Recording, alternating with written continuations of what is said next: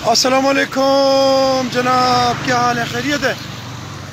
आज मैं फिर एक दफ़ा अटक से पिंडवाल के करीब गैबा एक जगह है, इससे आपके साथ लाइव और एक छोटी सी चीज़ आपको दिखाऊंगा। मेरे साथ रहें, थोड़ा सा मैं रोड क्रॉस करूँ, मेरे साथ रहें जी।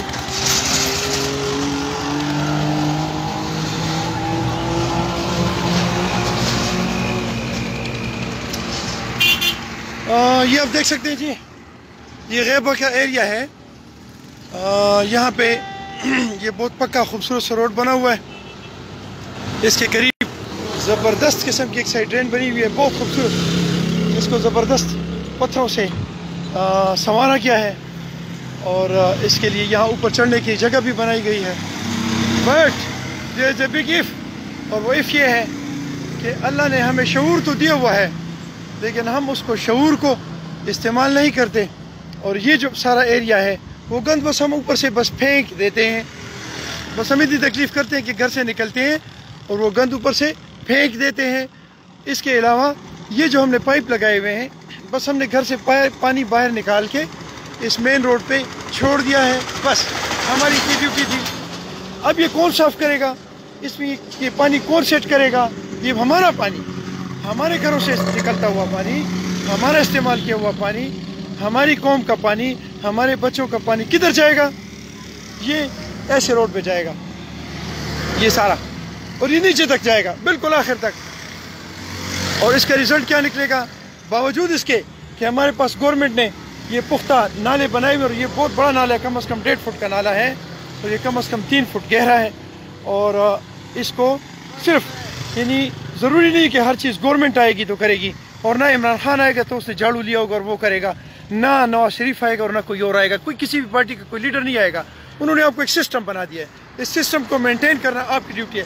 अब ये सारा रोड जो है इससे ब्लॉकेज होगा, ये ब्लॉकेज हो गया, सारा पानी बाहर निकला है, इस ये रोड जो है इसकी साइडें टूट जाएंगी और फिर ये सारा ख़राब हो जाएगा। साथ साथ चलते जाए जी, ये पूरा रोड ऐसे ही है, ये देखें जी, ये हाल है। इसको कहते हैं गैबा।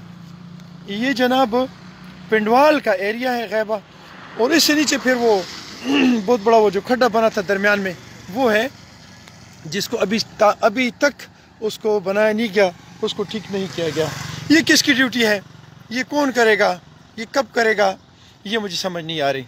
इसलिए कि ये करने का काम नहीं है जो हम करें। जब हम ऊपर से गंद फेंकेंगे जैसे भी ये हमने सारा फेंका हुआ है, तो ये कौन साफ़ करेगा? हमारा ये गंद कौन साफ़ करेगा?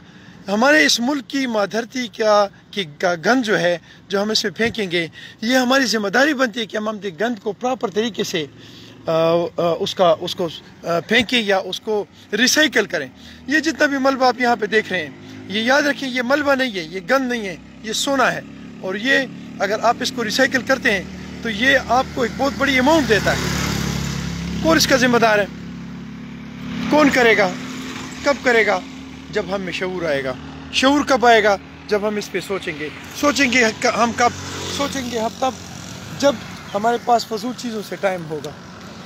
अल्लाह करे कि हमारे वो अंदर का ज़मीर जाग जाए, हमारे अंदर का वो इंसान जाग जाए, हमारा शऊर जाग जाए। माधरती बहुत खूबसूरत है।